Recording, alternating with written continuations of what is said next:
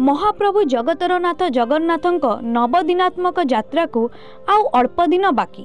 विश्व प्रसिद्ध रथयात्रा बेस चलचंचल श्रीक्षेत्र पुरी और रथखड़ा श्रृंखलित दर्शन व्यवस्था सुरक्षा सुचारू रूपे समस्त नीतिकांति संपन्न बारंबार करा जाउछि बैठक।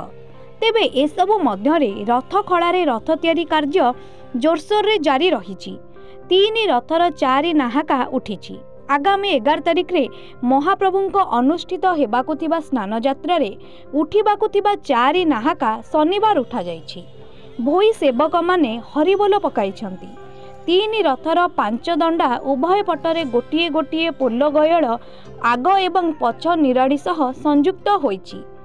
पोलो गयल को मुंडाई रखिबा पई 7 गोटी खंबी उभय पट दंडारे बिंद सठिक भावे रखा जाइछि।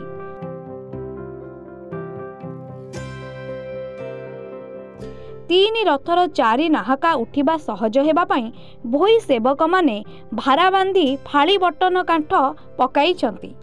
3 रथर गारेडी एवं अँला निर्माण पई रथ अमीन 3 चाली को 4 गोटी लेखाए 6 फुट लंब काठ भोई सेवकंक सहायता रे जोगाई थिले।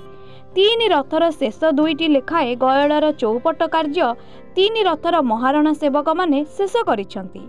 सेहीपरि रूपकार सेवक माने रथर नाट गोड़े गंधर्प रूप खोदेई जारी रखिछंती। ब्यूरो रिपोर्ट समाज लाइव।